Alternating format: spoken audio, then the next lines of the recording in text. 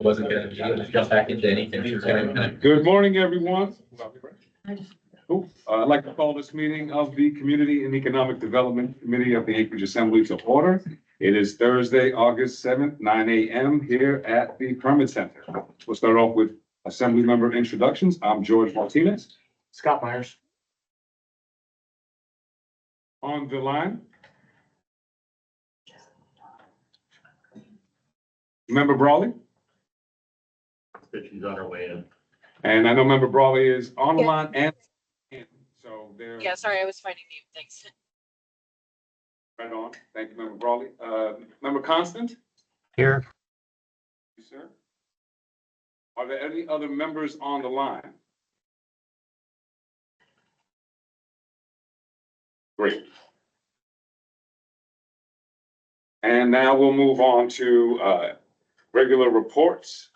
I'll just read from the agenda, and then we'll have folks who are in the room representing the item and to speak. So planning, development, and public works.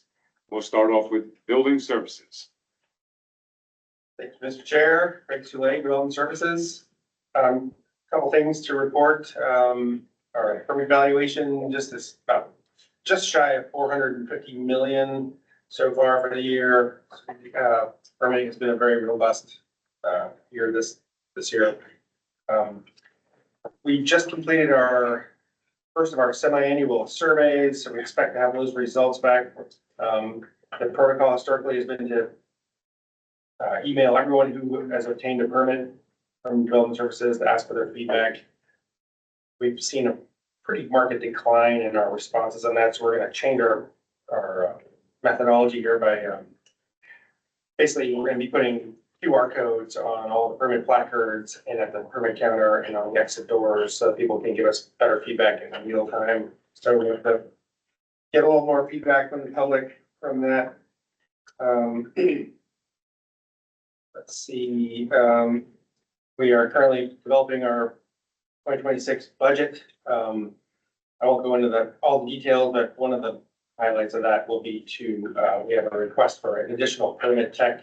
We continue to see a lot of turnover in that particular section, and having an extra position there would go a long way towards keeping the permit counter operational. I have Daniel King here, who is going to talk about our mobile dwelling units, the missions we're doing with that, and then after Daniel, Scott is gonna help about some of the enforcement actions. So I'll hand it off. It'd be great. We're working on a policy for, Daniel King, Development Services. We're working on a policy currently to align with the intent of the zoning updates to allow stick-built construction and modular construction in mobile home park communities, manufactured housing communities, or as of now we're going to call them relocatable dwelling unit communities. The benefit being that a lot of times, if someone needs to rebuild something in a mobile home park, they can't because it's not going to be compliant anymore. And so now it has to be stick-built. Stick-built is not allowed to have non-permanent foundations. We recognize that's been a problem. So the policy will update that so that manufactured housing communities, the section on manufactured housing will extend to stick-built construction for certain sizes. So they'll match up with what's allowed. To make it simpler, we're also working on language. So if you have to rebuild completely from scratch, we're trying to make it prescriptive so that it is not as difficult for them to get a designer on board to design these dwelling units, because we recognize that it's very expensive to get a designer. So if we make it very prescriptive, cookie cutter, so that it shows how long walls need to be and what the size of the windows are allowed to be, then it'll be easier for them to show us what they're gonna do, and we can approve it and it can get built. There's a question for you. Member Jones? Yes. Oh, if you're done. Yeah. So we say that we're gonna allow stick-built construction. Will those be on permanent foundations or? They will not. Okay. Those communities aren't allowed to have permanent foundations for a reason, but we're gonna keep them to this modular construction, or manufactured housing construction, so that it could be put on the back of a truck and driven to a new location. That's the intent of these communities, is that they're movable. So that's the intent of this design. Cool, thank you. Yeah. Thank you. Hey. Hi, I'm Scott Campbell, Development Services, Chief of Inspection, and I oversee the code abatement group. We're continuing to see, quite a few vacant and abandoned buildings every day. I had 2 yesterday that we responded to, another one that we found as we were boarding the one up. Next door was vacant as well, we realized. So there continues to be an uptick in B&As. We have had several complaints with some of our larger apartment complexes in town recently. We've noticed there's some significant damage in quite a few fire-rated assemblies in these establishments. It's very critical when you consider the fact that a lot of these places are 50 units or more. So as we can see from some of the fires in the past, fires, when they happen in places like this, if the fire-rated assemblies are compromised, the fire spreads to the building quickly. So we're continuing to keep our foot on making sure that some of our local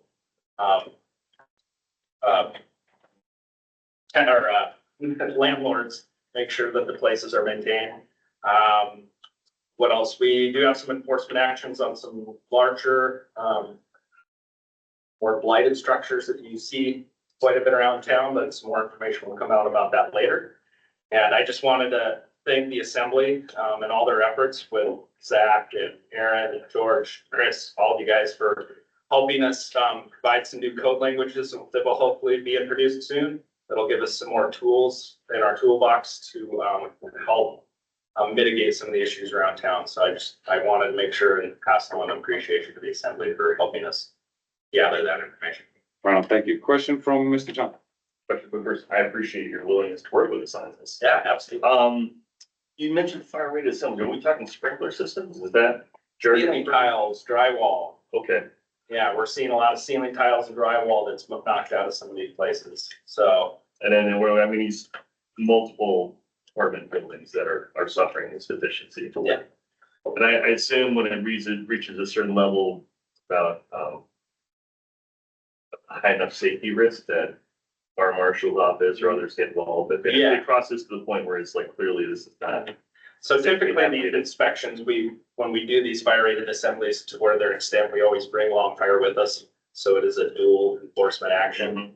So we both have to go to bed alongside of it. So far, we haven't had to post a notice to vacate on any of these buildings.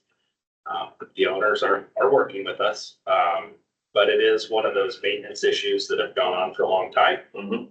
And it's an expectation that a property owner who has 50 units, they maintain this fire separation because it can be very critical if something doesn't. Yeah, so it is a maintenance issue that they failed. Thank you, glad you guys are on it. Thanks for the clarification. Yeah, no problem. It's pretty cool. Or question, Greg, you mentioned $450 million valuation of permitting this year, which sounds fantastic.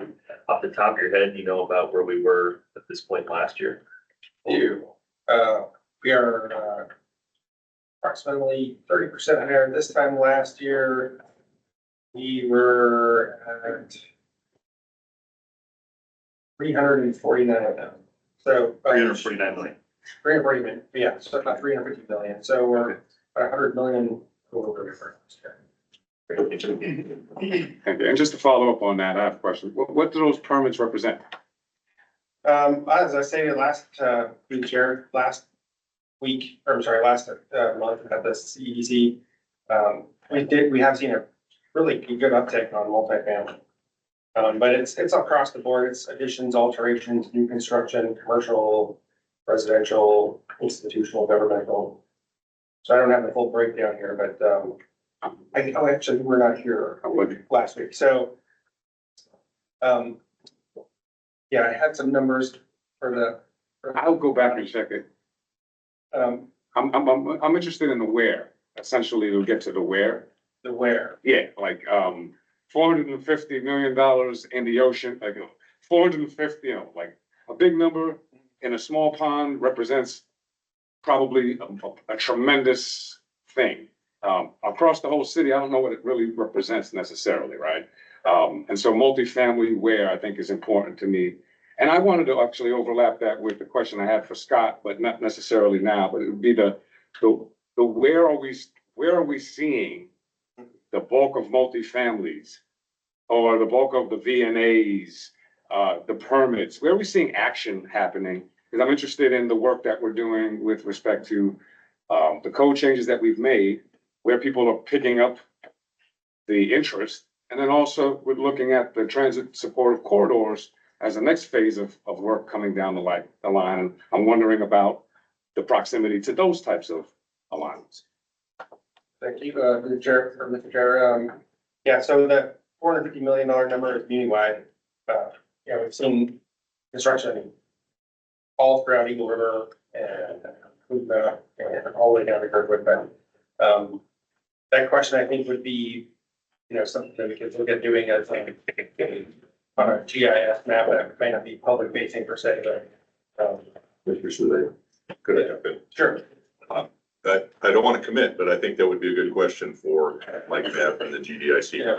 Not sure how well the permit database, how easily accessible that information is, but Mike and his folks are wizards. I'll chat with them and see if there's a way that they could display that information graphically, Mr. Chair. That'd be very I helpful. can't commit to anything, but I'll talk to them. That'd be great. Thank you. Also, point out in some of these, we've been demoing potential software vendors, and a lot of these new software, they have that functionality where actually you can actually mine that data and it'll put it on a GIS. So we don't really have that functionality now. That would be something I could do manually. That's the problem.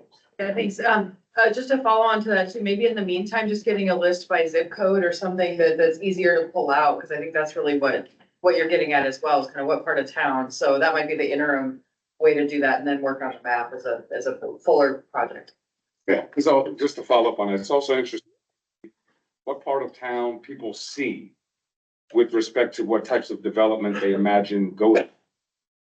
And a lot of what we're talking about in Anchorage is where old ideas need new opportunities. And I'm wondering where people are seeing those opportunities and where they're finding them. And then also we want them to go other spaces. And so we want to figure out how to better incentivize potentially where we want them to go. Well, if this information is basically available on the dashboard, but compared to last year, I think we had our multifamily dwelling units, we saw 50. So far this year on multifamily, meaning 5 or more, we're to over 100. So some of those incentives are working, I believe. And we're on pace to equal our single family. We had 200 single family new construction last year, and we're at just over 100 now. So, what we will continue to see those throughout the year. So we can hit that number. Thank you. Appreciate it. Greg, question, can you give us an update on where we are with the pre-approved plans? Former member Cross reached out and asked me, and I said I'd ask him here. Through the chair, so the pre-approved plans right now are only gonna be applicable to ADUs. And we do not have those yet. So that's, Claire Ross is working on that program. And she, I believe, has a couple of designs that she got from the consultants. So we will be, getting those pre-approved. We don't have anything going on right now. Daniel, you know where we are on that, Daniel?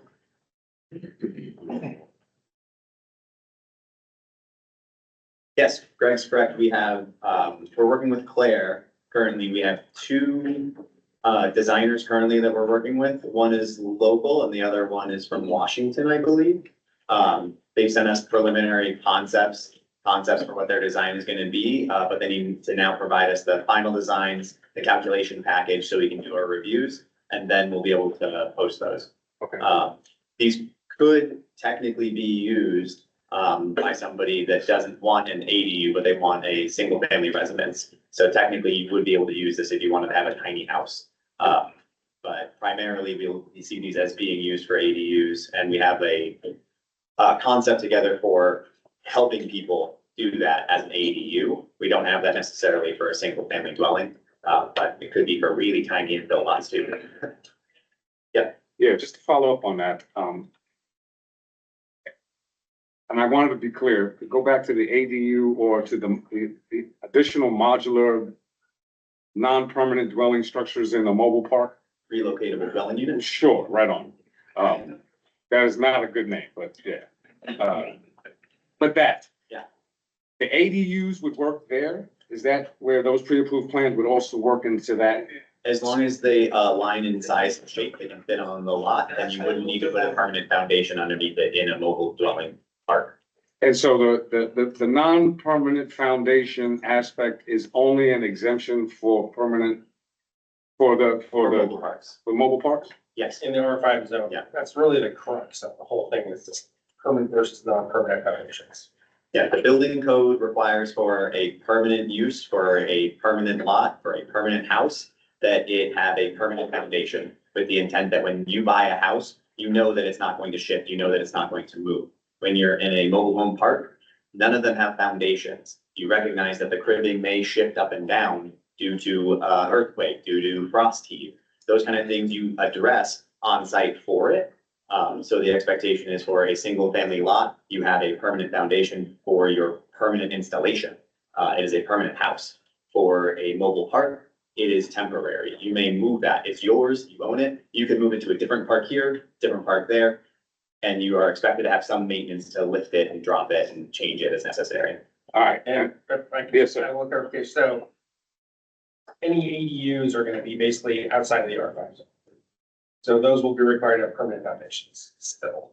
Anything inside the R5 zoning, which is where mobile home parks are allowed, will have to be on non-permanent foundations. why? Why is it required to not have a permanent foundation? Yeah, so we passed the home initiative. If you live in. And wait, hold on, just let me follow up. We passed the home initiative. And it gives people the ability to essentially turn a R1 into a duplex with an ADU. But I don't have the ability to roll an ADU on that and actually get going. So I have to do a whole other rigmarole. What's the rigmarole? Permanent Foundation. The Would- perm- yes, Would be a pretty big rigmarole I versus rolling up a unit, yeah? I would say the difference is that, the ADU on a single family lot is intended to be a permanent installation, right? In mobile home park, it's not a permanent installation. That is the big difference here. When you buy a house on a property, you expect to have permanent installation. And the difference being, if you demoed the primary structure and all you're left with is the ADU, that is now the primary structure. And that primary structure will not have a permanent foundation underneath it if you don't require permanent foundations for ADUs. There's no such thing as an ADU. It is a made-up term. It is a dwelling unit. So you need to recognize that a primary unit and an accessory dwelling unit are the same thing when you're looking at it as a permanent installation. Oh, also, I think, planning can also speak to this, because that was part of the ordinance, the initial ordinance that was written. And was subsequently removed, did not allow non-permanent foundations outside of the R5 zone district. I would love to understand the background more than that. That's not adequate. That's a technical answer. I'm more interested in if we want, essentially, we're rolling back barriers. And that seemed like an arbitrary barrier to me as a person who's thinking, we want everybody to say, put something in my backyard and I can think more. I have another unit available. It seems like that's an arbitrary distinction at this time where we're rolling back. I think there's a lot of concern that, we would get significant pushback on something like that. What is the limit on an accessory dwelling unit not requiring a permanent foundation and a primary dwelling unit not requiring a permanent foundation? And that is the crux of this problem is if you add an ADU to your lot, because you have a primary unit, and you make this little unit, once you demo your primary unit, your ADU is no longer accessory. It's your primary unit on the lot. It doesn't have a permanent foundation. Sounds like a good offline conversation. The answers are too quick for me at this point, because the question is really essentially, because I could keep rolling with that. We just bulldoze a whole home on a property, it's a VNA property, and it seems like we can roll 5 of these units up on it and call it 5 housing units Why wouldn't that be a good idea? Chair. So, well, I don't want to get into it. I'd rather leave it rhetorically at this point, because people ask these questions, no one watches these meetings. So I'm asking these questions so that over time we can maybe get answers, and maybe the answer of the why today changes over time. But I think you all have a technical why, but it's not going to suffice my curiosity. So I think a deeper analysis of the curiosity meets curiosity of other people in the community who essentially don't see a distinction between or anything or whatever. They just see space and opportunity. We're going to discuss this further. Thank you. Appreciate that. And next on the list, who's speaking up next? Morning, Mr. Chair, Kent Coldice, Public Works, so I'll touch on maintenance and operations, PFD and traffic, but first in the broad public works arena, I know we've talked about this before. The administration continues to work with DOT regarding obtaining full management authority at 5th and 6th Avenue and I Street and L Street.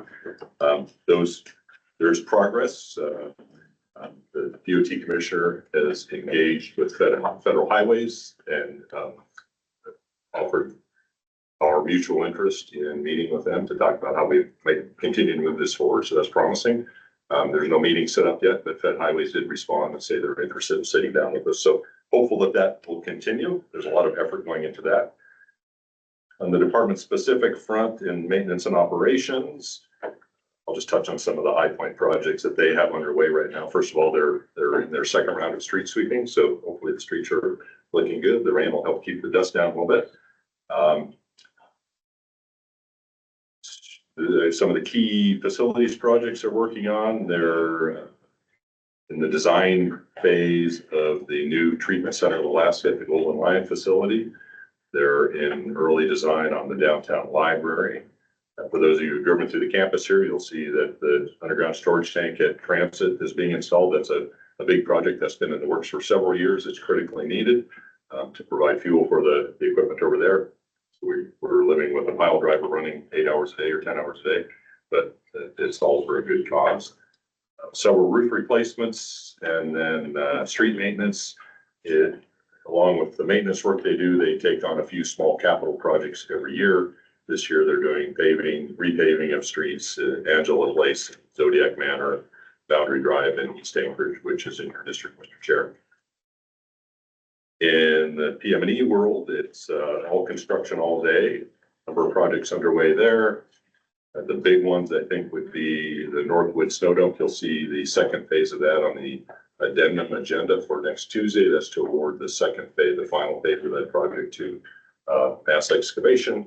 And the intent is to have that facility open for snow deposits this winter. So that'll be a real boon for Paul and his folks.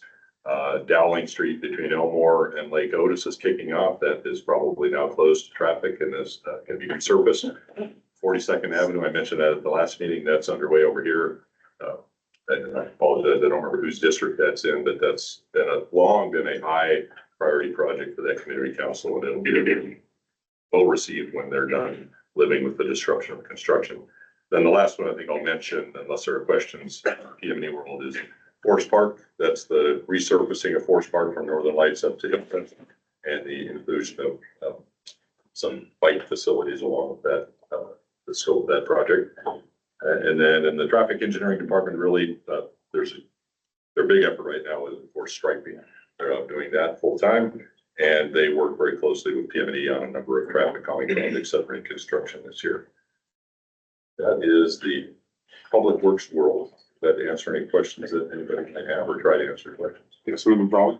Yeah, I have two comments and a question. One is, thank you for all the work on Forest Park Drive. I've heard a lot of good feedback from neighbors and of course a couple of grumpy ones as well, but it seems like on the whole, people are happy about it. And then, one item that I'm not asking a question about, but just want to bring up, I've heard some complaints, and seen it myself sometimes, folks driving really motorized, like motorcycles and things on trails, things that go beyond e-bike, go beyond e-scooter.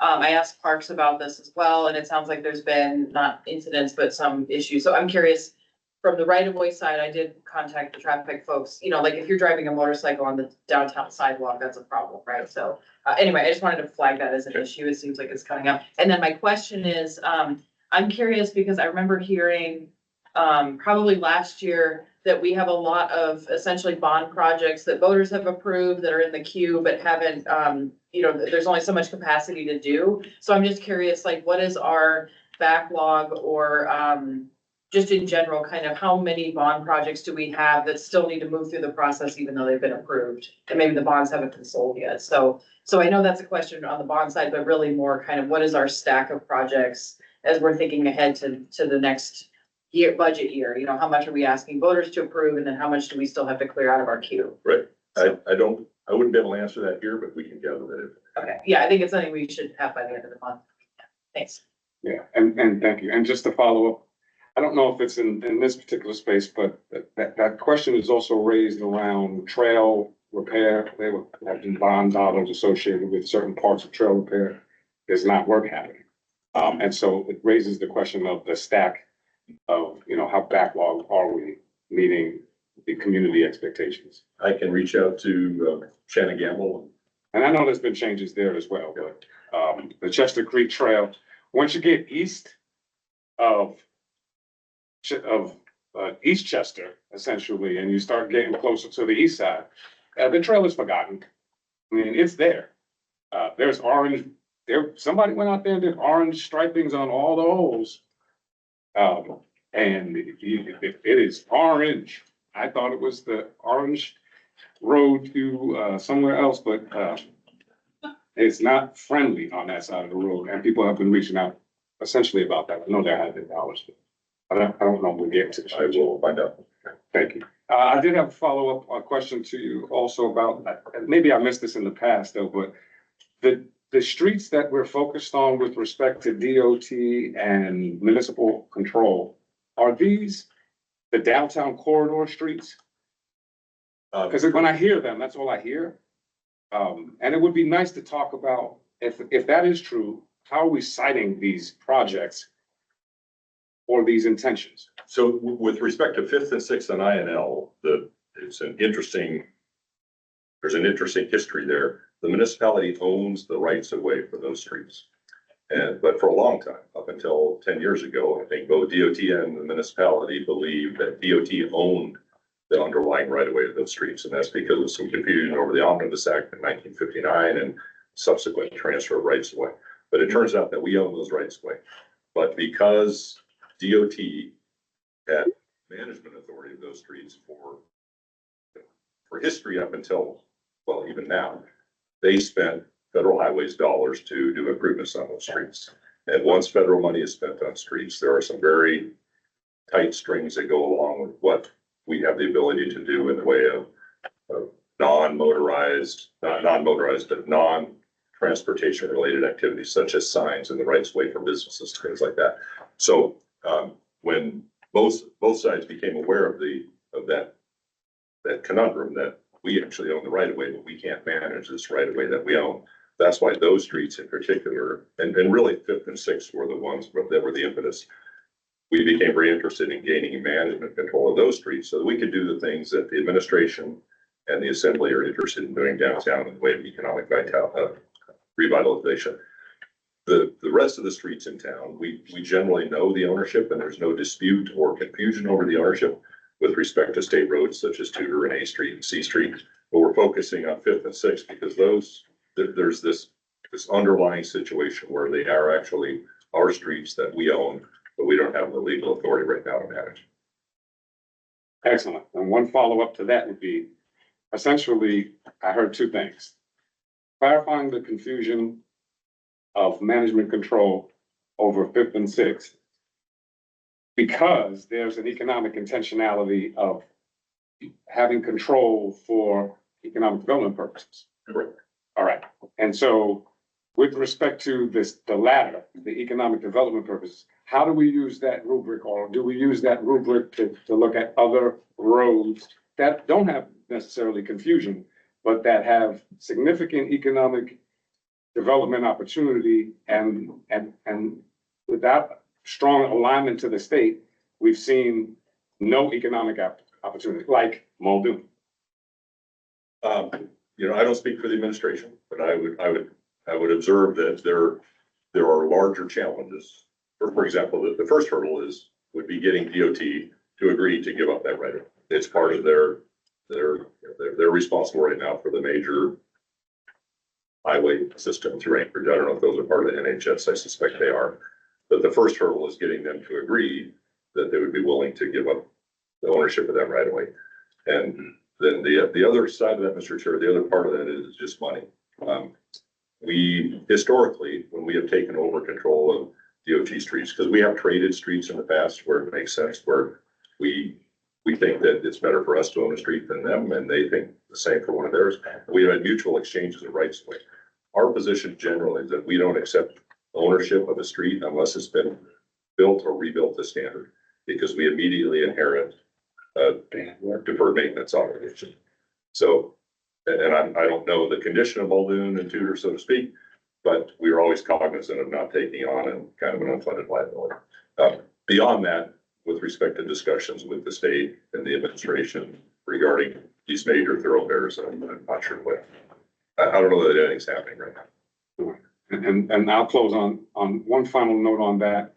There is some degree of confusion with respect to sidewalks, state roads, and maintenance, like on Muldoon, of the Muldoon wall that says Muldoon, that's constantly hit by cars, and no one knows who maintains that often. The Muldoon wall, the sign at the bar there, I think both parties believe that is the municipality's maintenance obligation. And I know Paul Landingham is aware of that. The current issue, I think, has been hit here.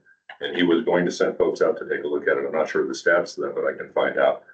The rest of Muldoon, the sidewalks, and there's some small retaining walls along Muldoon, they were built 20 or so years ago. And at that time, the municipality and DOT entered into a 20-year agreement for maintenance, because they were required to do those things as to conform with some intent of Title 21 or other desires of the municipality. So we obligated to maintain them for 20 years. That agreement has expired. So those are currently the obligation of the state. I appreciate that, because there are probably others like that, and I would love to get an inventory of those other sorts of patchwork agreements that made sense at a time that will inherit the liabilities now and have to figure out a better way. Thank you, I appreciate it. Real estate, are we there, or is there anything else with traffic? Ken? Nothing else with traffic. Glad to answer any questions that folks may have. I don't see any question. Thank you. But I saw Tiffany, real estate. Good morning, Tiffany Briggs, Real Estate Department. Couple quick updates. The archives RFP. I don't remember if I mentioned last time, but we extended the due date for proposals to September 30th, to give people a little bit more time. And then, we also did an additional question period that ends today, actually. Questions can also be submitted outside of the official question period, but all those just need to be routed through purchasing. And then the ASD Muldoon school site has officially, management authority has officially been signed off and transferred back to general real estate services inventory. That has been updated in property appraisal. I think it takes 24 hours for it to show publicly, but internally it's all been switched over. First of all, thank you for the update. And to know for anyone tuning in now, listening now, hadn't paid attention to this. When the school district started having the public conversation of right sizing, this committee asked them to bring in their real estate portfolio, because right sizing means that they could not also be real estate speculators. And in the past, they had been. They were sitting on properties like this, the Totem Theater property for 36 in Muldoon. For some time, based on projections that population size would increase enough that we would need a new school in that area. There are other sites across town that follow the same MO with respect to the school district. And this site had been of interest to some folks in the past about some potential housing, workforce housing. And we saw the opportunity to introduce that conversation. I appreciate the school district and the school board for moving with urgency on it. And now hopefully we can interest with the tax incentive stuff that we're doing, real opportunity for workforce housing and affordable housing in it. So appreciate the update, and that's what happens when we talk to each other and we meet at committee and we can see what's happening and find opportunities. So, thank you. One other note, if you were paying attention to the budget conversation recently, the housing fund conversation is back into interest. And so I just wanted to flag for real estate that the interest of figuring out how to get resources to lower barriers for folks that started with some appropriation 2 years ago, that interest is coming back, and that's exciting. Thank you. And ACDA, have any updates? And I see Chad with us. Thank you. Please introduce yourself. Howdy, members. Good morning, folks. Chad Stovall. I'm the director for ACDA. Sitting in for Mike today, so it's my pleasure to give the reports. Several efforts moving forward on our Housing Accelerator program. I'll talk about a few elements of that. We have an expectation. We're working with Ada and Alaska Growth Capital on a fund for interim financing, construction financing, to move housing projects along here and subsidize interest rates on those. So we've had great meetings. We've had a lot of leadership involved in that. We have expectations that we will achieve that. So nothing to report detrimental to that effort, but things are moving along there. We're also working with Mr. Soulet's staff here on the Anchorage Neighborhood Redevelopment Initiative. Sorry, I always have trouble with that acronym there. So our board's authorized us to acquire a number of those properties, and we hope to use those to attract capital and work with partners that do housing for us to put more doors online here. Another element of that we're going to start up, or we're not going to start, but we're going to actually take a look at is we're going to work with the National Cooperative Foundation out of Washington, D.C. and UAA Center for Economic Development to do a cooperative housing webinar to highlight some of the best practices that have been happening around the lower 48 of the country. Talk about those finance mechanisms that could activate that here in our market and see how the market responds to that and if there's interest to pursue that. Excuse me. Another element of our housing initiatives here is on the micro units. Our RFP is closed for that. We're in final negotiations with our finalists. We hope to have that wrapped this week and make an announcement next week. But that's moving along. We're excited. We're still holding to our October 15th deadline to have that project online. So we hope to have success in that.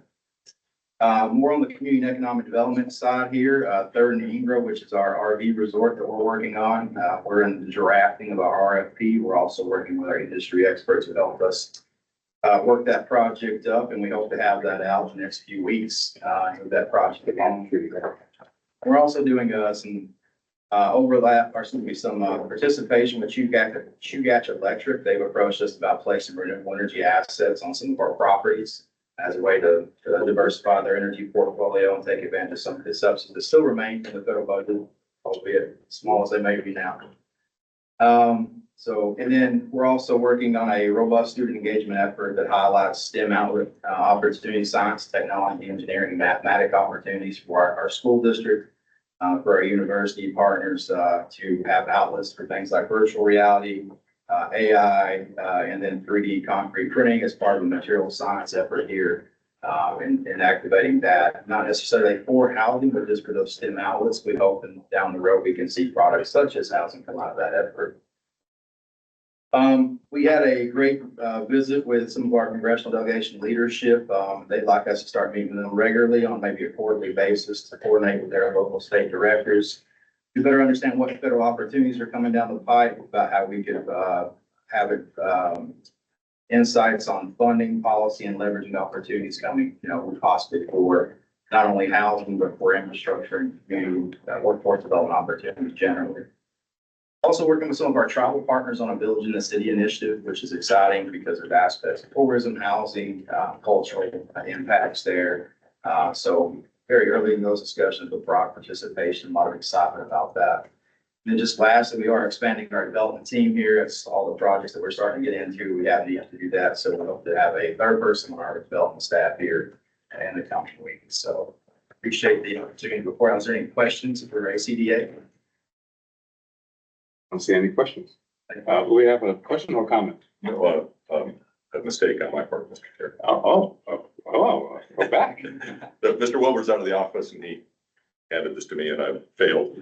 I jumped into the public works side of the house without allowing staff to comment on what's going on in the planning room.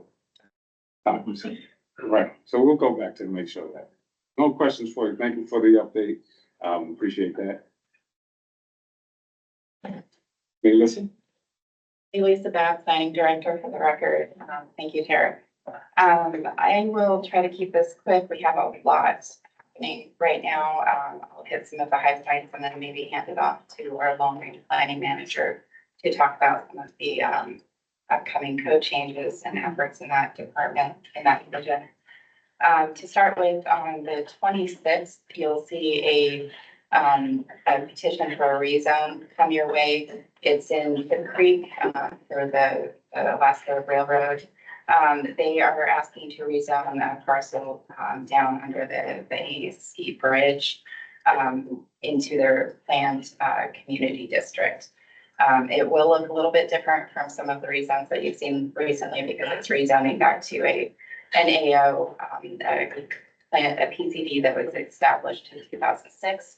So it's a little bit older than our current Title 21, and some of the references are a little out of date, but I'll be working with the railroad on that aspect of things later after this rezone to try to address some of the issues with the overall PCD planned community district.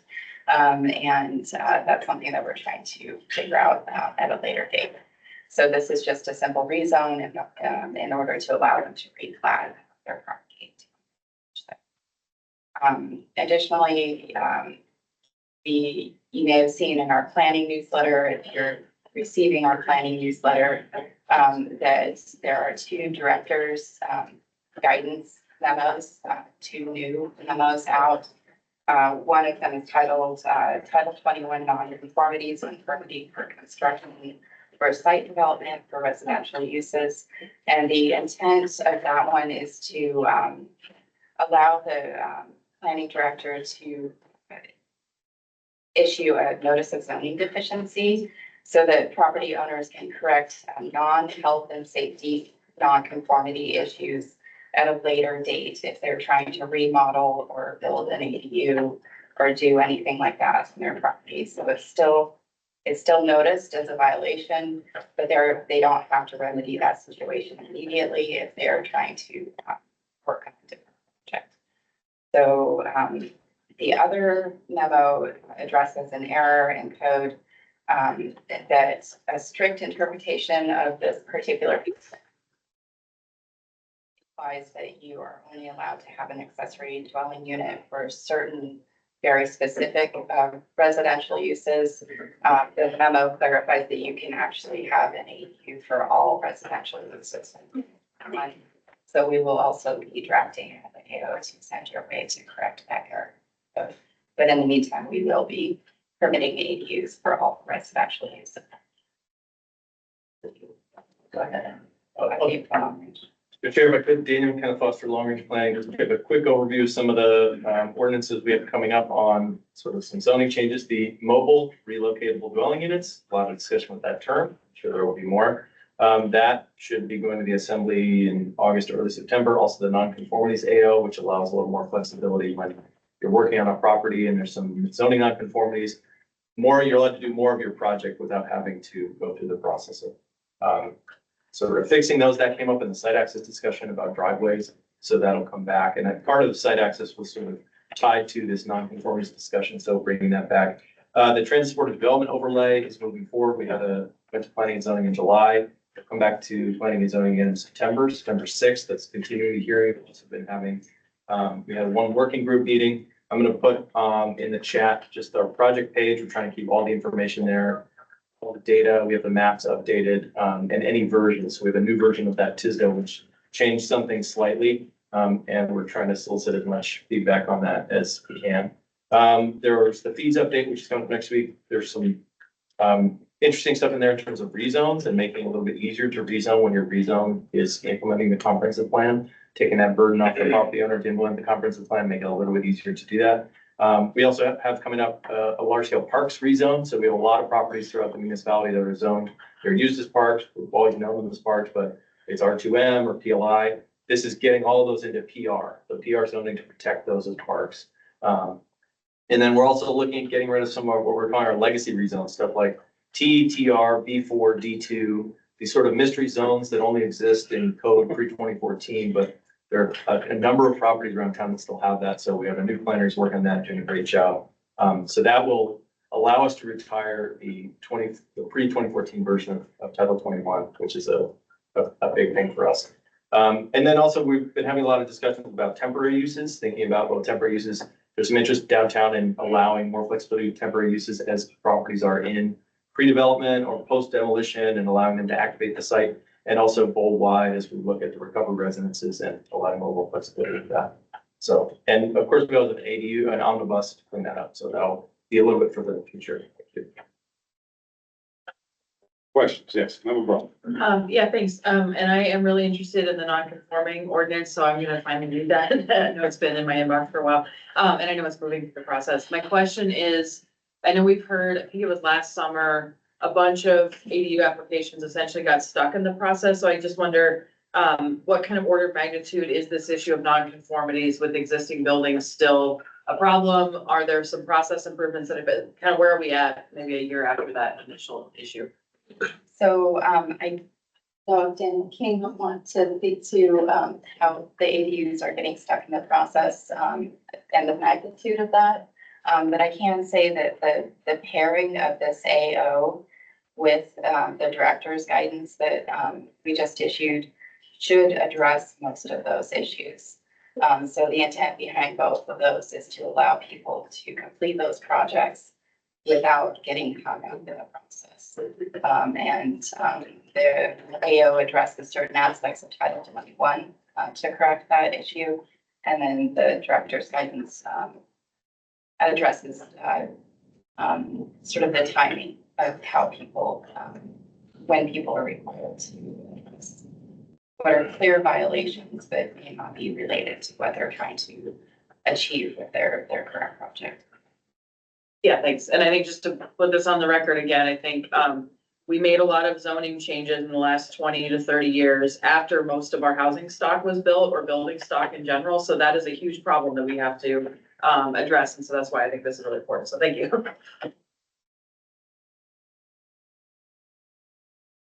If there are any additional questions, say that term again. Which, what relocatable term? It's relocatable dwelling units that no longer has mobile in the name. RDU. Yeah, it's called redo. That's what y'all are saying, redo.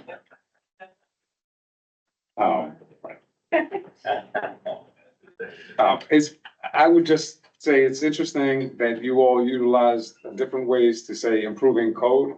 Error in code is my favorite. I think that it's a really interesting way to think about what's wrong with code. There was an error in the code. And so I think that's interesting. And thank you for your work. Thank you for the report. And we look forward to seeing those other pieces coming forward. Thank you, Chair. Thank you. Cool. Now we're going into, we don't have any unfinished business today, but we have a few presentations. And we'll go into the first presentation with Nolan Cloud here. And we'll have a presentation on AO 2025-84 property tax incentives for vacant and abandoned homes. Right, thank you, Mr. Chair. For the record, Nolan Cloud with the Mayor's Office.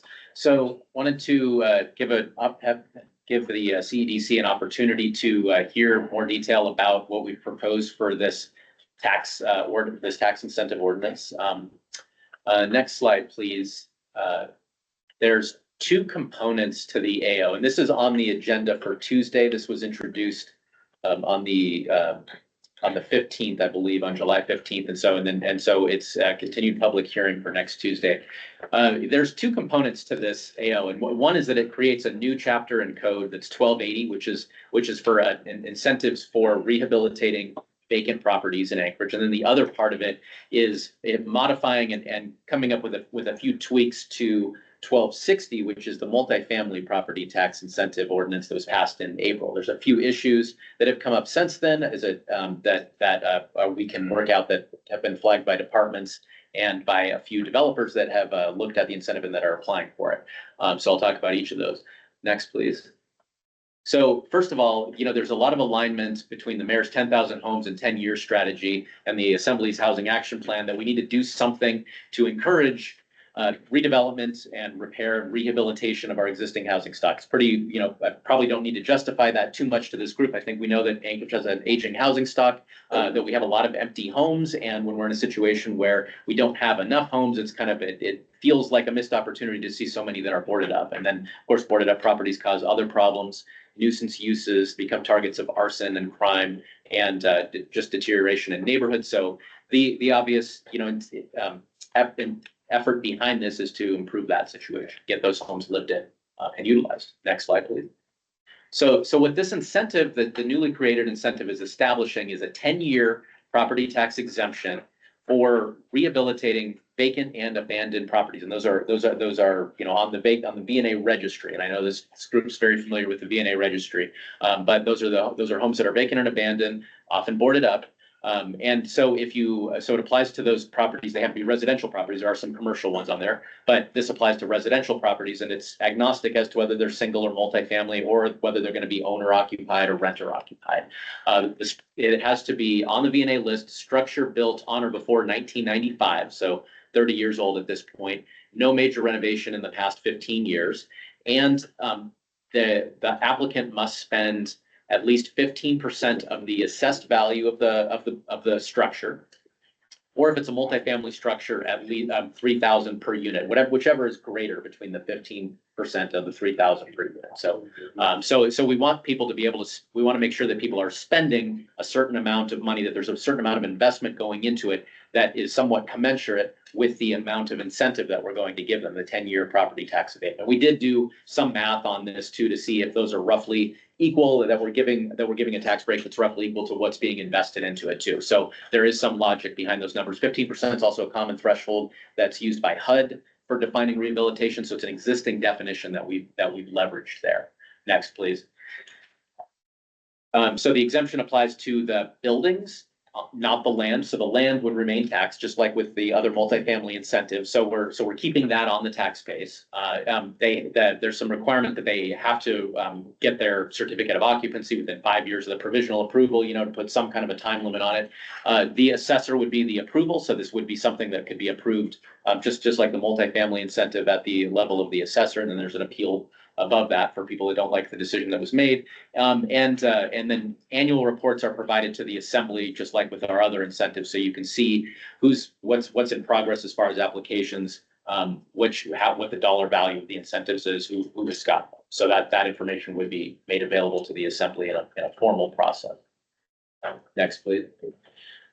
So vacant and abandoned properties, I think you guys are pretty familiar with that list, but it's mandated in code, and it's got a definition if it isn't being put to a commercial or residential use in the last 180 days. It's either self-reported, the owner says, hey, this is vacant, and then they agree to do what's necessary to secure the property, or they're identified by code abatement. And my understanding, from talking to Scott, is that it's typically, I think it's much more common that code abatement identifies these properties are often nuisance properties. Right. They generate a lot of complaints. Now, one thing about this incentive also is that if there's a tax incentive associated with it, we think that the number of vacant and abandoned properties is probably much larger than what's on the registry. Having this tax incentive does give owners something of an incentive to actually self-report, which could be another positive effect from this too. Next, please. So a little bit about some of the homes that are on here. So Anchorage has an aging housing stock, about overall, about half of our homes in the municipality were built in either the seventies or the eighties. VNA properties are actually even older than that. 80% of the ones on the list were built before 1980. And you see there's a huge number that were built in the 1950s. And in a lot of cases, and I've talked to some owners of rental properties that are now vacant and abandoned, and there's an issue that we hear that a lot of times they're sitting on them and boarding them up because it doesn't really pencil for them to put that much money into it. They're not going to get enough income out of it. And so this is a situation that can help, get those homes rehabilitated and get back into usage again. So these are definitely older properties, and in some cases, they may need to be demolished. And this incentive could cover if the rehabilitation means really just tearing it down, rebuilding it actually would be covered by this as well. Next, please.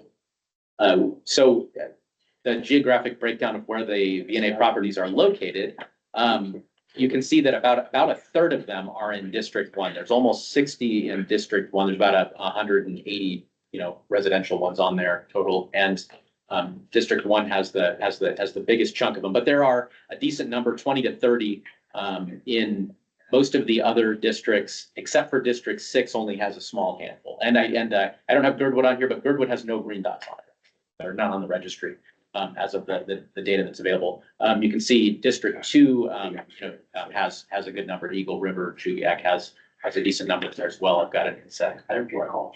So a lot of these are, older 1950s, smaller ranch style homes. One additional benefit here is that those are some of the more affordable homes for people to buy. The kind of starter homes that are, in places like Unaca Valley and Mountain View and Fairview. And so this is something that could help with affordability. You have a more affordable home and one that also has 10 years of no taxes on the structure. That's a pretty good situation that's about the most affordable home you're going to be able to buy in Anchorage. But this will also make rental properties available too.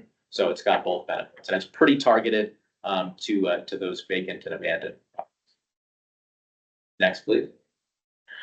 The AO also has some changes to the 1260 multifamily incentive. And so it puts all the rehab, there was rehab that was added to 1260 that the assessor's office, had identified as not quite workable the way that it was written. So we moved the rehab to its own new section, what I just described.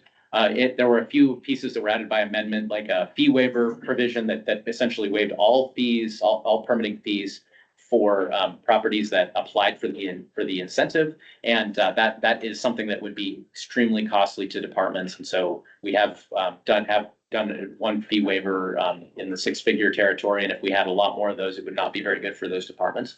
The 45-day shot clock requirement that was put in there also which is something that I think that the intent behind that is really good and really strong, but there's problems with the workability of it, because a lot of what was being where you have to approve the permit in 45 days. A lot of what was in there would require a public hearing, like a PZC hearing, where the 45-day limit might not actually work to get onto an agenda in time for the next meeting. So we are looking at ways to do something like that and to expedite permitting. But as written in here, we didn't view that as being workable. Also, another thing is that it changes. There's an affordability bonus in there. You get an extra 5 years if it meets an affordability threshold. We've changed that from an area median income based measure to a fair market value based measure, and that's largely because of it. It's a much clearer interpretation. It was actually very difficult to interpret, for developers, like what it means to be at 120% of AMI, and it's tied to family size rather than just a rent number per bedroom size. And so this fair market value based measure is just a bit more clear with regard to that. And I think on the next slide, I put a table of that. So this would be the rents that would be required in order to get the 5-year affordability bonus for the multifamily incentive listed here. So with that, I'm happy to take any questions. Covered a lot of ground there. I know that Member Brawley is proposing a few amendments to the rehabilitation section, so that we've been discussing, and so those may be good additions to it too. We'll start off with Member Johnson. Yeah, thank you. Like what you're doing here. I guess two two questions come to mind. One, these are for properties that are vacant and abandoned. I assume those structures have some assessed tax value, but the fact that they're vacant and abandoned, do we generally assume that the structure is minimal in terms of, what it's assessed for and then therefore what current revenues we're getting? Yeah. So, through the chair, you're kind of speaking to what's the impact on the tax, on our tax base, right? Yeah. So we did, it's a really important question to ask. So there is some taxable value and there a lot of VNA properties are, behind in their taxes or haven't been paying them, but some of them are paying them. A lot of them are still, right? So, we're exempting the building, so that we'll keep taxing the land still. But, a really important point here is that in order to actually, if you exempt enough off the tax base, it does in fact raise everyone else's taxes, but you have to reach a certain threshold before that even happens, right? So we calculate the mill levy down to usually 2 decimals.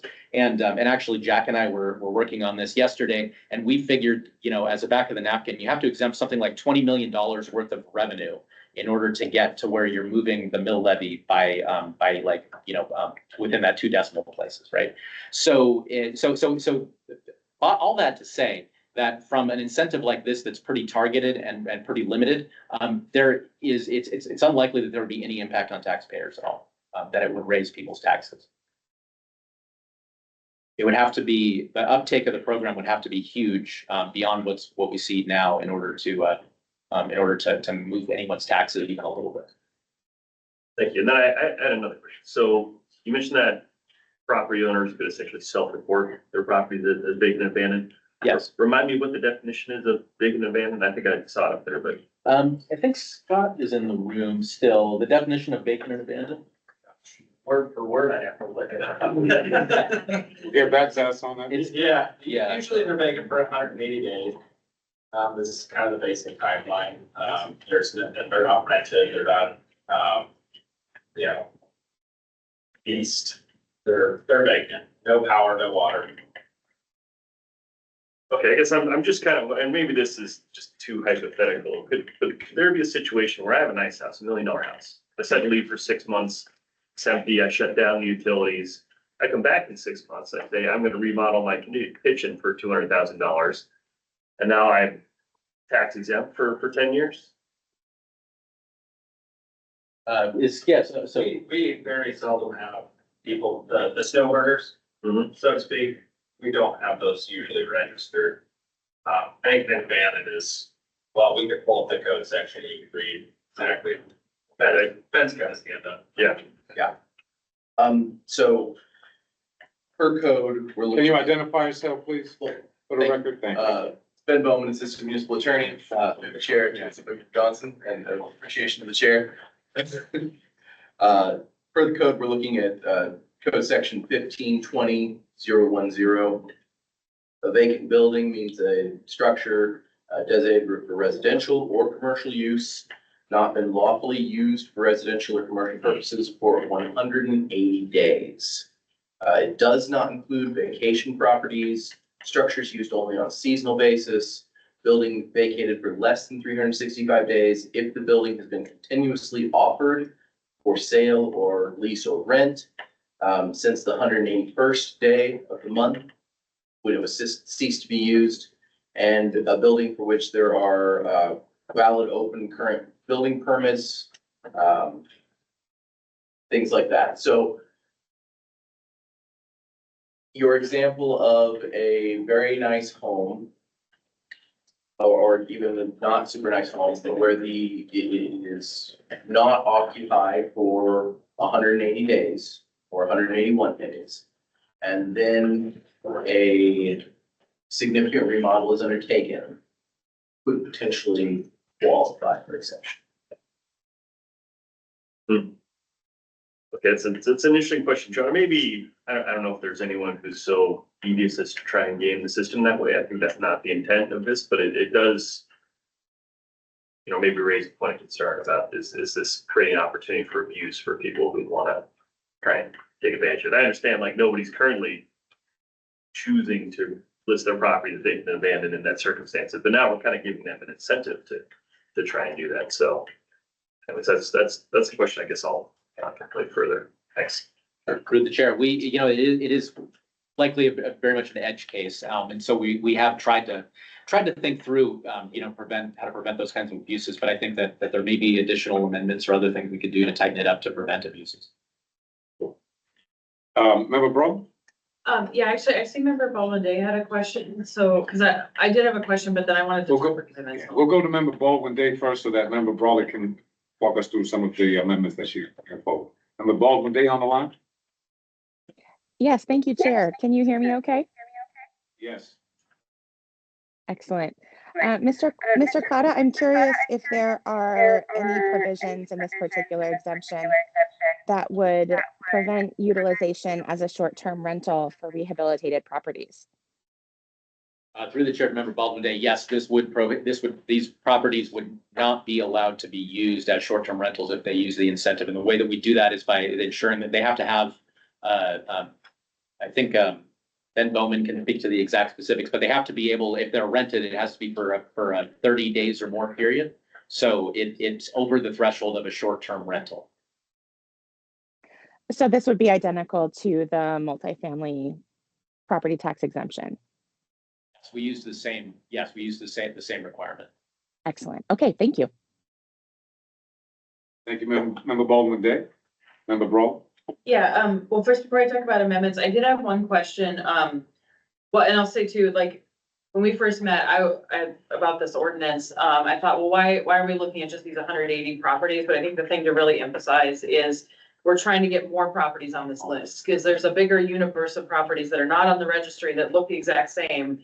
And I'll give one just quick example. I know of one that's not on the registry, that is basically a burned out shell of a building. It probably had multiple bedrooms. It has nothing in it now. The land value is 45,000. The building is about 60,000. But when that fire happened, it was assessed at 6,500. So in terms of the value we're exempting, and that's why we separate the land from the building, we're really talking about functionally nothing on our value record right now. My question though is, one of the ways to get these properties back into useful life is if the person who owns it now can't do anything with it, they would sell it. So my question is, what happens to a B&A property when it sells? And then so let's say like I own one of those and I'm like, okay, I can't do anything with this. Someone else could do it. They put it up for sale. Does it still stay on the registry, or would it be disqualified for this if they weren't the ones doing any of this work? So sale of property doesn't take you off the registry. I'm looking back at this. Okay. Right, and have to go on the registry prior to the listing for sale. Okay. Because if it's listed for sale, that is one of the exemptions under 1520. Sorry, Ben Bowman is running through the chair, just so we have a problem. Okay. 1520-010 4 or 3 is if it is listed for sale, it cannot go on to the registry. Okay. If it's not listed for sale, it goes on to the registry and then subsequently is listed for sale. It might not take it off.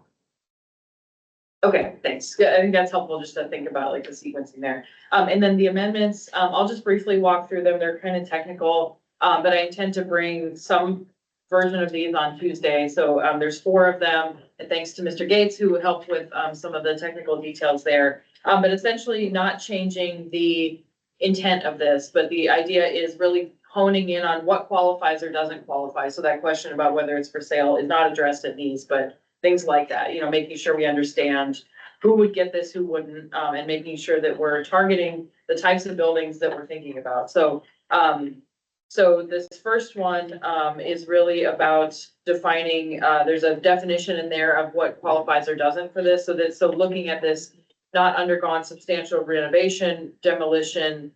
So making sure that, for example, if the building burned down, half of it gets demolished, the other half is still there, that still counts as a property that can be rehabilitated versus an empty lot that has nothing on it. So that's, it's really trying to get to that. So it says at least having one portion of a structure. So it's a definition issue.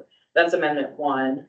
And then it has some definitions of demolition. And I should say too, I've been working with Mr. Clouda on these. We're still workshopping the language, and we're also contemplating maybe a couple of these in an S version. So anyway, just to say, these are the ideas. The second amendment, very briefly, is really saying let's say the property is zoned R1, we can build a duplex there, or we can build 2 units. How do we really incentivize folks to do that? So we talked about the idea of a bonus table, which is in the other one, the other, item now, that seemed a little more complicated. So this really just says, if you build, say, a duplex where there was a single family home before within the current zoning, making clear that those additional units also qualify for this short, period of exemption. So, the idea being we're trying to get people to maximize the zoning, so that's a way to do that. And then there's the language around that. I won't walk through all of the language, but that's really what it's doing. And then amendment 3 is really looking at, and this is one for discussion really, but saying you have to either be on the registry, or maybe you were on the registry and 6 months ago you got removed, or up to 12 months ago, should that still qualify? So I think that's an open question, really. Again, if maybe a structure got demolished in the last 6 months, maybe through some of the relief funding that we used for that, could that still qualify for this because it's been on the list before recently? So that's something to think about. And then the last one, very briefly, is just really clarifying that it does not apply to the land value, it applies to the structure, which is the intent of the ordinance. So it's just a definition. So that's why I'd say a couple of these are really technical and could be an S version. A couple of them are really more for discussion, I think. So that's the overview. Thanks. Great, thank you for the presentation. Thank you for giving us the amendments so we can have them in advance. And we look forward to this on the next assembly meeting. We'll move forward to our next item on our agenda. Mr. Chair. Mr. Gates. Yes, sorry, I'll just try to be short. I wanted to comment on Member Johnson's concern about being on vacant abandoned registry being abused. And should just, I guess, we should be aware that being on the registry isn't just a free thing, you know. There's also a bunch of duties and obligations and costs for the owner. There's a duty to sign property, duty to secure it, boarding up, and so forth from entry. There's a duty to maintain property, and then there's this annual fee, you know, and it increases each year that you're on the registry. And so the burden might be maybe small compared to the benefit of the tax incentive for 10 years. But I guess I just wanted to make sure we're aware of that. Getting on the registry isn't sort of free in some way. Yeah, appreciate the point. Thank you. Cool. If there isn't anything further on that item, we'll move forward to discussion, a brief discussion on relocation of marijuana licenses. And we have a guest with us and who will introduce them, so you can stay there. You don't have to. Just feel bad with my back to everybody. Let me just some way, right? A little bit of people. I'm Jana Welting. I'm a marijuana and liquor land use attorney. This really is just a request to update the existing code to match state code. So a couple of years ago, state code was seeing the issues with the fact that the licenses are tied to the premises, so tied to the actual real estate location, and seeing some abuses when, you know, it's been almost 10 years now that these businesses have been online, seeing some abuses with the landlord leasing issues, right? So you have to renew your leases and you're kind of really strong-armed by the landlords when you cannot pick up your business and move it. So the state control board recognized this, changed the regulations to allow a transfer of location. And so the transfer of location still requires local government approval, notifying community council, going through a local process, you know, so you still have to get a new special land use permit, engage with the community council, hopefully still do a memorandum of understanding with the community council if they're so willing, and engage in that process. But what it allows for is for you to not be handcuffed by your existing landlord. And one of the provisions in the state code is it allows for a percentage-based lease agreement. So when you get into these situations where your lease is up and the landlord is like, hey, I want 30% of your gross sales, technically that's legal under state code. And so if you're faced with a situation where you have to either shutter your business, close it all up, or engage in a hostile landlord relationship, that was really the only option before state changed their code. I didn't really have this issue pop up in Anchorage until fairly recently when I tried to move a license for a client, and then Mandy correctly notified me that, hey, we don't have this code change yet. We haven't changed it in the muni code. So I was like, ah, crap, because a lot of these people were on long leases that are coming up. And so some of them might want to shuffle around different location or at least be on equal bargaining power with their landlord to say, I can move if I want to.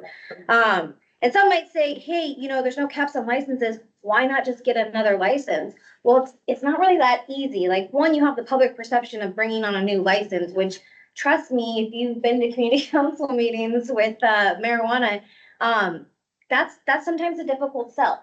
All right, but also it's more than that. It's, additional $6,000 to the state of Alaska versus $1,000 transfer fee. So 6,000 is the new application fee plus the review fee. So that's versus the $1,000. That's material.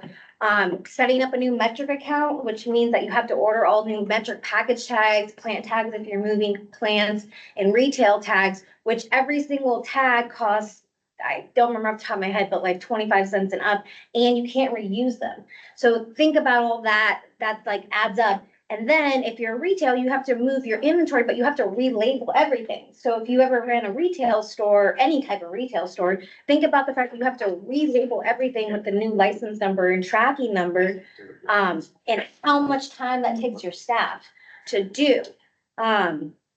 If you just had a transfer of location, which again, you wouldn't avoid the public process, you wouldn't avoid community councils, you wouldn't avoid any government stuff.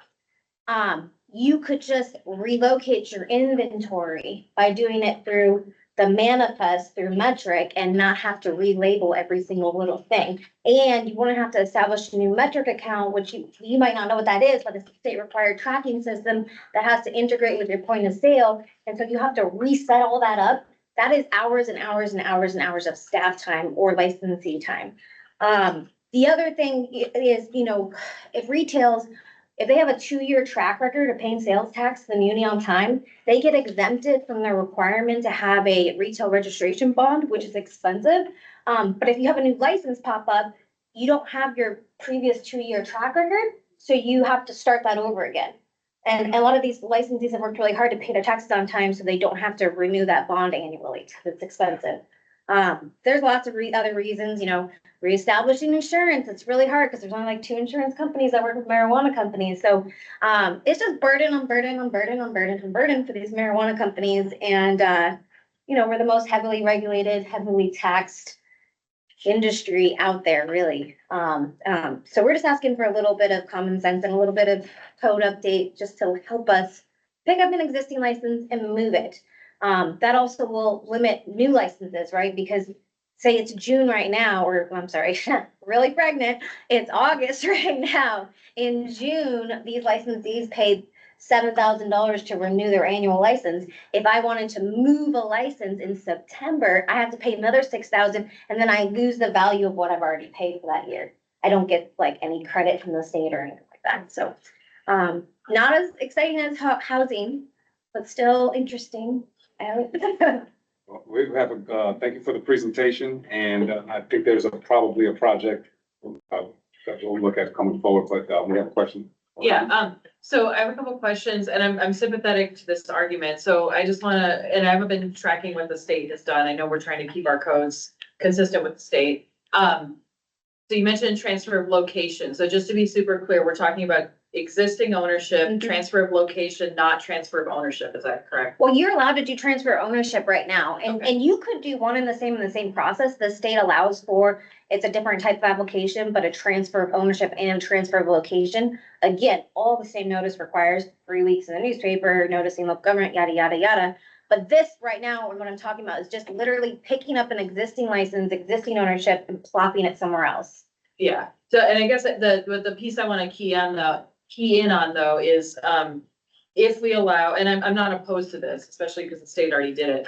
But if we allow transfer of location and ownership, that's essentially selling a license. And so if you take those pieces, and there's been separate discussions about limiting the number, that is what created the alcohol license problem, which is that you have people who sell public licenses. I mean, granted, it's to a business, but that creates the secondary market, what is called the secondary market, which means if I have to buy a bar license, I'm gonna pay somebody $300,000. I'm not paying the state that, I'm not paying the city, I'm paying that other business owner for something that the government issues. And so that's been a huge policy issue. And so I just wanna say on the record that I don't see that this is doing that, but if we ever bring the discussion of limiting number, I am gonna be very opposed to that, because that creates a huge policy problem that has been impossible to untangle in alcohol licensing without paying a bunch of bar owners thousands of dollars of state money to make them whole for something that they really should not have had as a private asset in the first place. So I just want to be super clear. Are you not, you're not? That's not what I'm proposing, but I don't want to hide the ball here. Yeah. People have built brands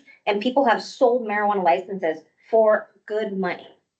That has happened in this city, in other cities, in the state of Alaska, which is not a bad thing because they've built these beautiful brands, they've built a beautiful structure, they've built a beautiful facility, and that has value and they've sold it as a regular business. And that's allowed under state and city code to do the transfer of ownership.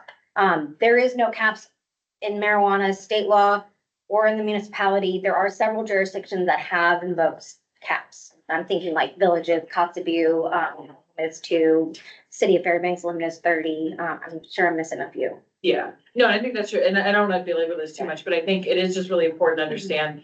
No one's trying to get in the way of selling businesses or creating that private value and then it transfers to another private party. The place where I get heartburn about it is to what extent are we using a regulatory system to protect and enhance that private value? Because that's really, again, the heart of the issue with alcohol. And so, so I don't see that this proposal is doing that, but I just wanted to also say, like, we have to be very careful when we're talking about public regulation, what private profit are we creating by our public regulation? And I will just add that there's nothing in the state pipeline regulatory project wise that's limiting or offering the limit licenses for marijuana. Yeah, I just know we've had other businesses ask us about that, so I'm trying to make that very clear, like that is the implication of that ask. Not this one, but that one. So if you're listening, don't ask this week. Yeah. That's not an item we want. Or don't ask while I'm on the bike. Yeah. Oh, they could do that. It's a debate now. Cool. Thank you for the presentation. And, right on. And alignment to the state is the continuation of the next part of our conversation. And we have a quick presentation from, Mr. Gates, Assembly Council, on the final item of the agenda of new business today, which is, a draft AO updating, Title 10 and code, essentially, on-site marijuana consumption, again, alignment with state law, and I'll turn it over to Mr. Gates for the brief presentation. Okay, thank you, Chairman. I'll try to be brief here, and this is, I think, pretty straightforward, except for how we're structuring this in our code with this ordinance. We've had a little history with on-site consumption issues here in this town. We first allowed on-site consumption of edible marijuana products in 2019-66. And shortly thereafter, instead of allowing inhalation or other types of consumption, just edible.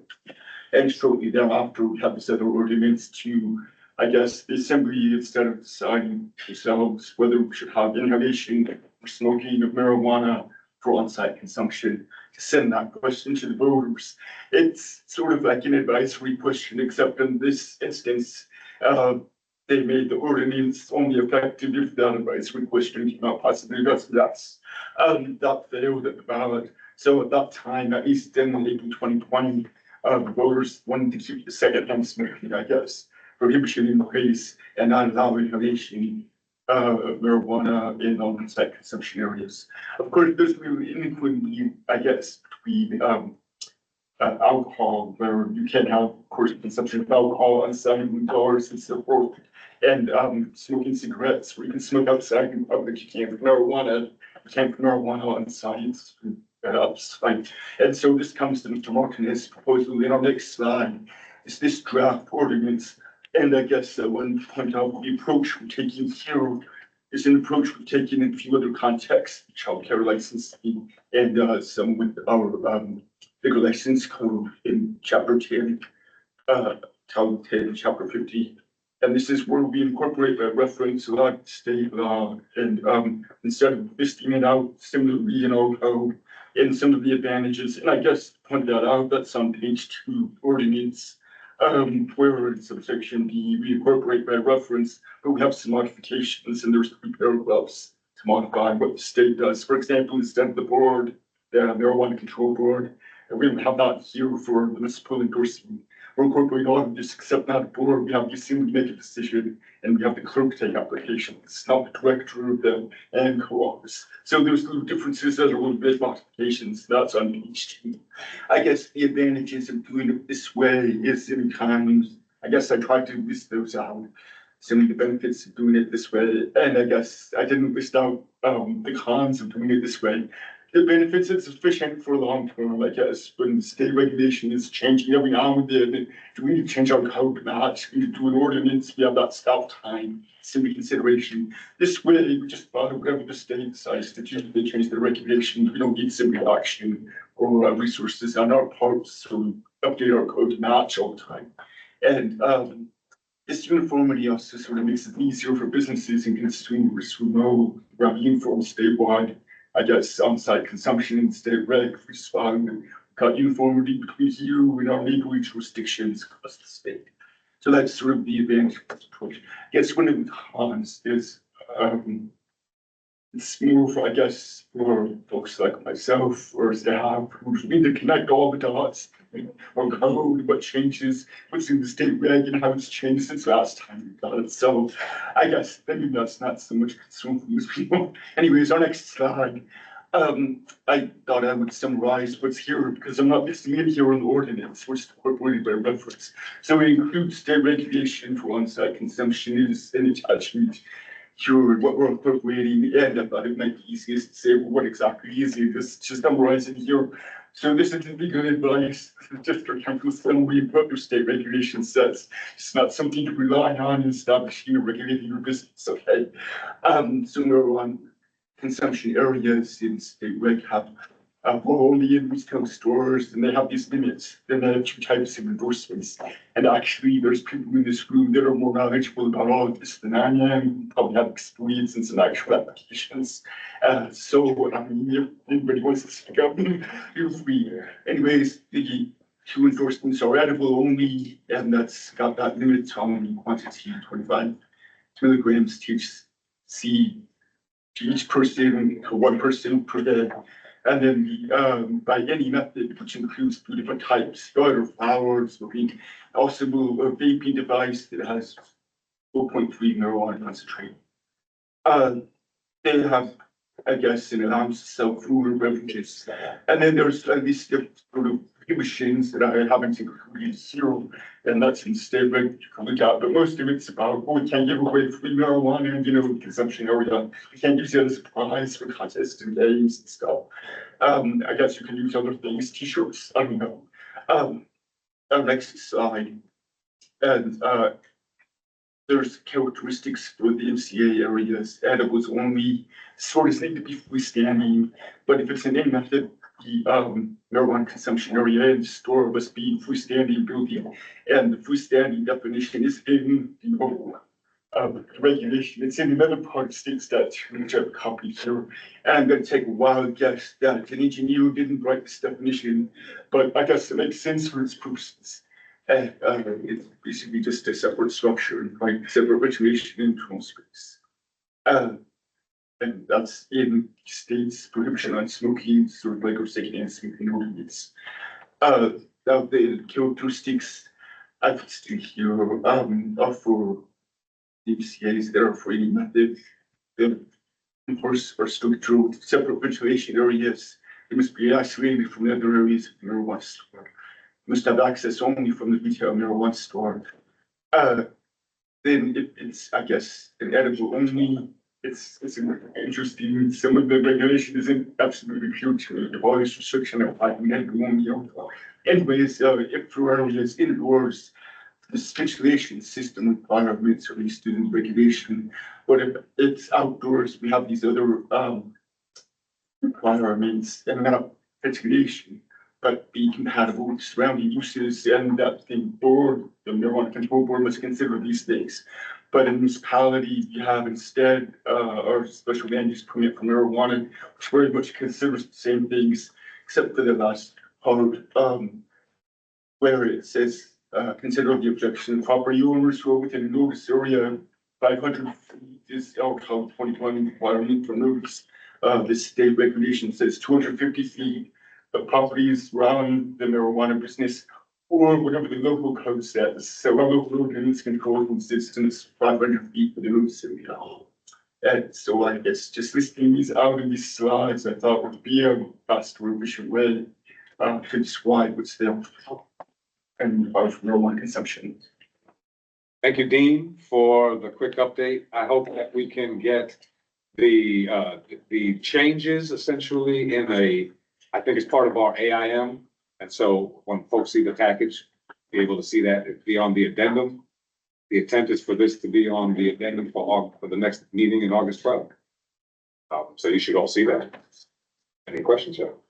Yeah, thanks. So for the outdoor consumption, when it says consider objections or for nearby property owners, how does that work in practice? Notice goes out and then somebody says, I live within the 500 feet. Here's my concern. Can I just pause for a second and just ask the members for can we go a little past the time? We're at the 10:30 mark right now. Additional 10 minutes, please suffice. Cool. Right. Through the chair, Mandy Honest with Municipal Clerk's Office. So this would require a modification to their special land use permit. It's a change in their operating plan.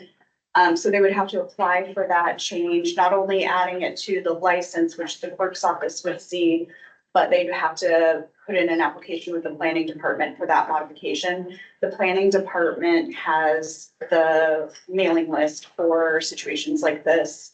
And so it's up to the applicant to take the mailing list and provide that information to the neighbors. They send out a mailer from the planning department that has postage and all of this that they send back. So there's like green ones, I think, for marijuana. People can submit their comments on that, mail it back to the planning department, and those get included in the packet that goes before the assembly for the modification. They also have the opportunity to email the mass assembly for any comments. And if there's a comment or objection from one of the notified property owners, I mean, how does that play out in the process for issuing the license?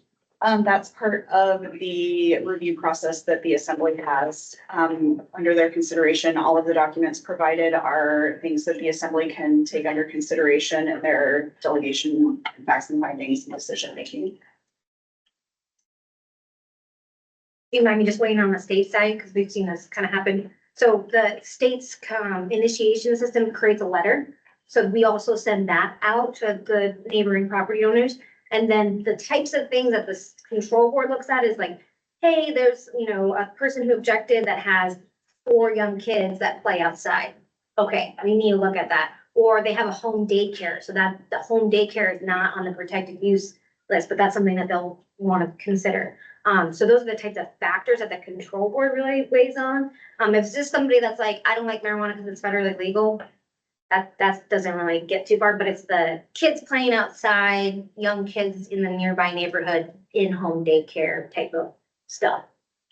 It's I'm gonna raise an interesting question. I mean, I'm fine with people doing marijuana, generally speaking, right? But if I discover that I live, half block away from a place where people on a daily basis, 10 or 20 of them are gonna be outside smoking, like that might start to affect my ability to enjoy my property. So that's a concern I suppose I have here.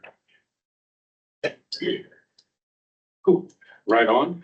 Member Brown? Yeah, I guess my general question, and I'm glad you laid out the history of this like smoke-free ordinance and then how it relates to this, it sounds like the intent of this would be to open that up at least for these establishments and allow smoking, meaning like combustion or is it just for vaping? I'm gonna let Mr. Gates. I'm sorry. Well, I guess, so my question is, how does this interact with our general indoor smoking ban, essentially, that's been in place for a long time? In one of those review ordinances, I think it was 103 years, we also amended our secondhand smoking ordinance in chapter 16. That included definition of marijuana and smoking that included vaping or elite, I guess, with marijuana. So that's covered as, secondhand smoking ban. But here we create an exception, similar to what the state did in state on-site consumption regulation. They said, that I had also amended the state, statute for secondhand smoking, prohibition on smoking, saying an exception for on-site consumption areas under, AS 1738, just marijuana and also regulations. And so we're doing a similar thing here, where in the ordinance, we refer to 1665, saying there's an exception in 1665 for smoking indoors, as long as it's in or with this ordinance, the section to incorporate that. So you have to have a smoke-free area for the employees and to be able to monitor the consumption area. So I don't know if that's separation by window or glass or video or whatever, but you do have that to protect the employees there. So workers aren't forced to really have smoke and didn't want you, but so there's that protection. I guess there is still some concern because indoor smoking, if there's an emergency and first responders come in, there's still smoking there. But these have ventilation requirements, so I guess somewhat in theory, there's an emergency with vent, and smoke before first responders leave and they're exposed as well. So I don't know, some of this is hypothetical, I guess, what I'm speaking to. Do you have anything? Did he answer more or less? Yeah. The gist of it? Yeah. Yeah, it was much more complex than I would have answered. Alignment to the state law would essentially, allow, but it's like the how to get there is much more complex and it really is about maintaining protections that are already there, but aligning to the state law. Yeah, okay, so, I think we're good now on that. Yeah, I think it's on page. But we want to identify the reference. Cool. Yeah, it's on page 7 of the ordinance. Right. Thank you. Thank you, members, for this. Are there any members of the public with us today for public comments? I don't see any. I didn't see any online. I did invite someone, and so I'll flag what they were going to talk about. We have a fellow named Tim from Airport Heights. I'm looking at code enforcement because they may know a fellow named Tim from Airport Heights who has had code complaints around neighbors with beekeeping. Oh, code enforcement knows what I'm talking. And they reached out and essentially flagging for us that there were some challenges with the new update for beekeeping that the assembly approved recently. And so I just wanted, they were gonna come talk about that today. I cannot present for them, but I did want to flag that I'll be forwarding that message. And so if there's a cleanup or an update, something that we need to know about, I would love your feedback in code enforcement. If there's nothing else, this meeting is adjourned. Thank you, everybody.